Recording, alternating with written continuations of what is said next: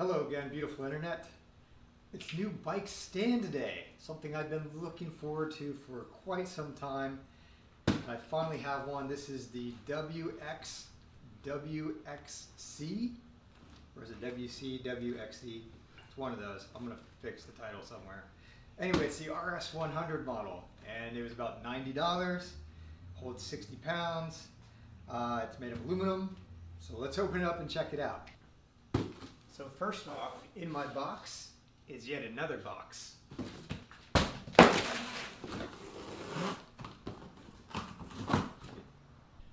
Alright, so in the box you can see that a lot of it is already assembled. It's got this nice champagne color coating on it. Looks pretty nice, so let's go ahead and get the rest of this out, shall we? Alright, so this piece here that I'm removing is the arm. So this is going to attach at the top of the bike somewhere, and it's going to allow me to clamp down on either the tube or the seat post to hold the bike in the air. So I'm going to just set this one to the side here. Yeah, let's go ahead and make some room, right? I'm going to go ahead and open this base up. Let's see how it goes. It's got a couple quick release clamps here, so I'm just going to loosen those because I feel like that's what's going to be needed in order to get these two legs to drop. And there is some, looks like some tube protection wrapping here, so I'm going to go ahead and take that off. And went ahead and release these quick releases. So now we can go ahead and kind of set this down on the ground. This is going to want to go in which direction? This direction. All right. Yeah, that was easy. Very smooth. Nice, super smooth coating here. With this all the way down, I'll go ahead and just clamp this back together. Feels sturdy. And then the same on the top. Nice, smooth actuation. And I'm going to go ahead and just tighten this one up as well. So typical quick lock, you'll find how much is too much and go from there. So now let's work on the head of this and get that piece on, and no doubt it's going to be having the head this direction because the weight is going to pull like that. Alright, so after I get this stand up, the next thing we're going to want to do is attach this arm that will more or less slide up and down here. Now in order to do that, we're going to have to loosen this piece in the back. Now it's awesome the manufacturer has included these Allen keys to go ahead and allow you to disconnect this in the back. Now, once you have it disconnected, you'll want to put the arm through again, slide the bolt through, and then reconnect it on the other side.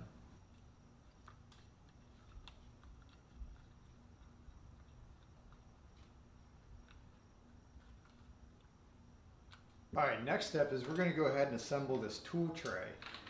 They've included I guess a bracket with some legs that will insert itself into the housing in the back here, and this will allow us to put tools. Have our tools sitting on the back of the stand, which is pretty cool, and a bracket that holds it all together. So we've got three screws that we're going to insert from the top through to the bottom. So I'm going to just bring this over to my freezer, and I'm going to put this together there, not in the freezer, of course. Okay, so this is what it looks like from the underside of the tray. And we're going to put our bolts through this side, or screws through that way, and they'll thread into that bracket. So we've got a handful of screws with Allen that are Allen on in a bag. All right, so maybe I start now. Get it in,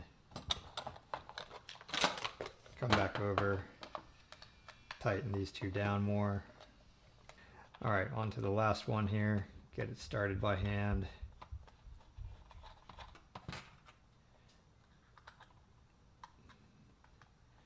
And there we go. All right, so I'm gonna just tighten these up.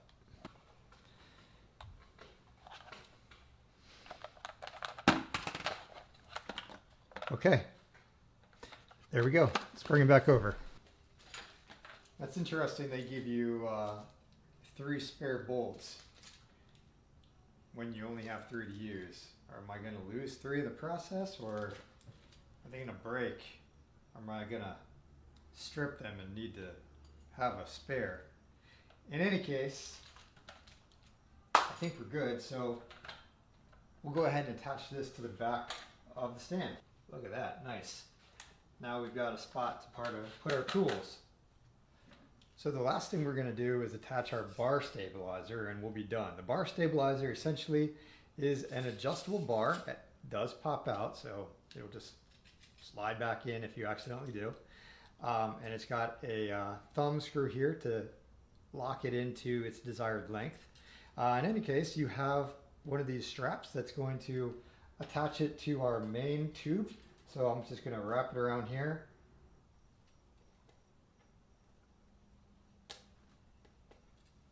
There we go.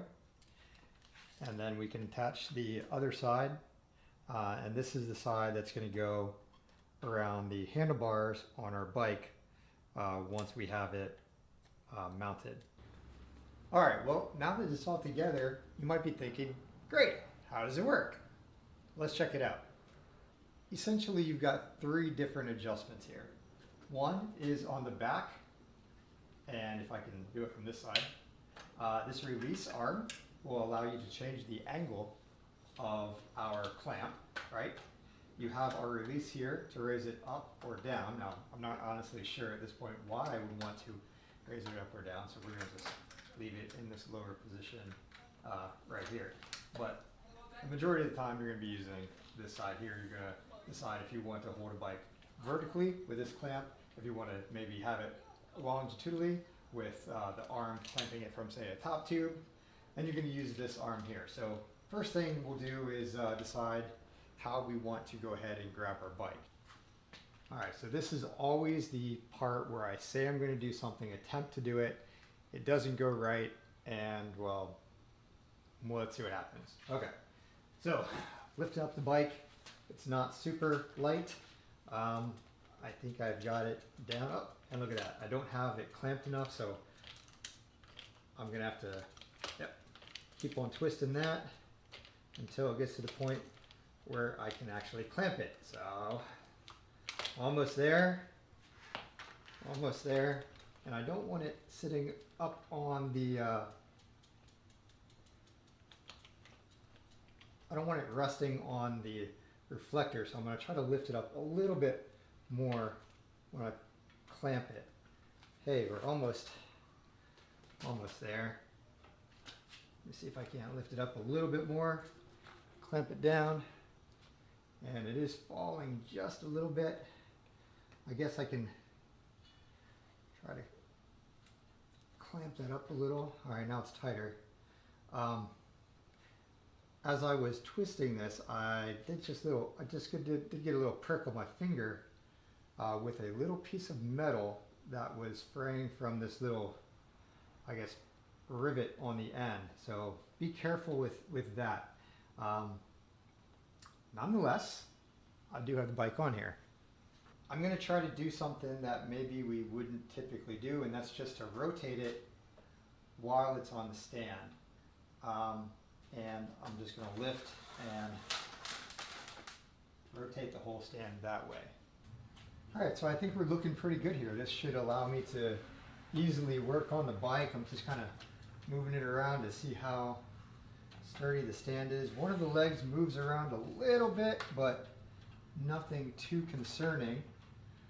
This bike isn't the lightest of bikes. It is a steel frame. I haven't had it on the scale, which is one thing I'd like to get, but I'm guessing it's probably in the neighborhood of 25 pounds or so.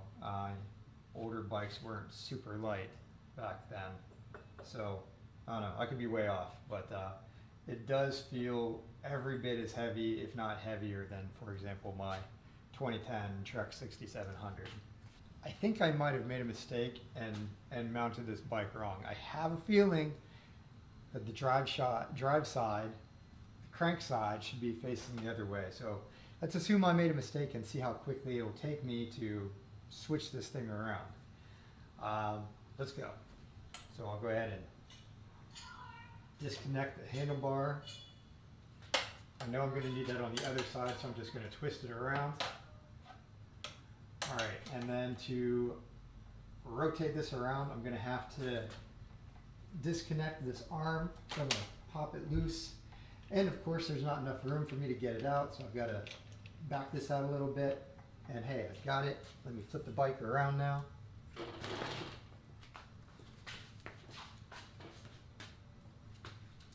All right, and then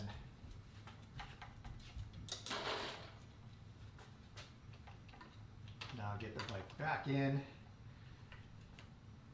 clamp it back down. Now that's not tight now. I should definitely clamp it and tighten it up some more. So this is the interesting part. All right, here we go. Now I've got the reflector in the way. So if you have a different bike without a reflector on the seat tube, you might have an easier time than I am right now, but there we go, we're in. I'm not counting. Wasn't the most difficult thing to do, and you probably have a lot better luck once you get used to using this thing, connecting it, disconnecting it, or if you have it situated at a different angle where you're actually connecting it via the bike's top tube, I may have a little bit easier time. But as far as the bike stand goes, I'm super glad I have something here that I can work on, and I realized I didn't connect this side yet, so let's just go ahead and do this here too. That was pretty easy. Hey, there we go.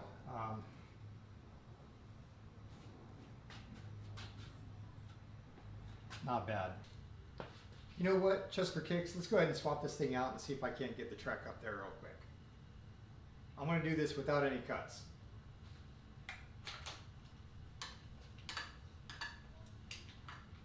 Oh, I'm loosening it. I'm tightening it. I'm tightening it. And I got to hold it up. Oh, come on. All right, so I've got my seat post out. This one is a little bit larger.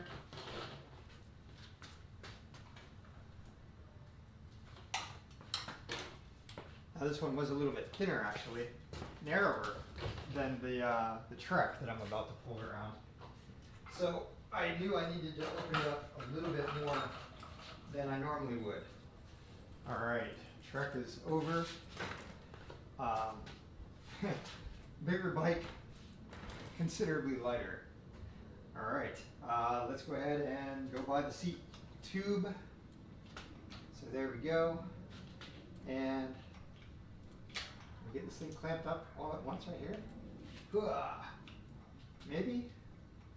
All right. Tighten it down.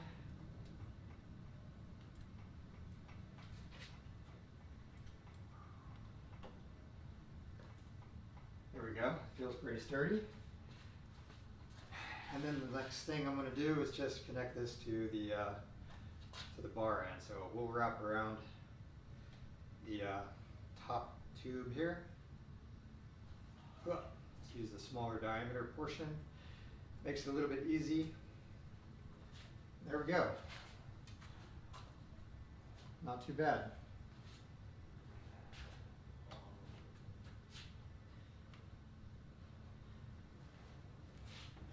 I'll just kind of knock it a little bit and see, how sturdy this thing is. You can see I'm pushing on it. The back does lift up off the ground a little, but the weight is so far rearward and the legs long enough that it does put it back into position. And you can see that I can feel the balance tipping point here. I'd have to lean it about like this before it wants to go forward. Hey, it's actually going to go back. So you'd really have to knock this thing for it to fall over, which is good. Hey, so you might now be thinking that I need one of these.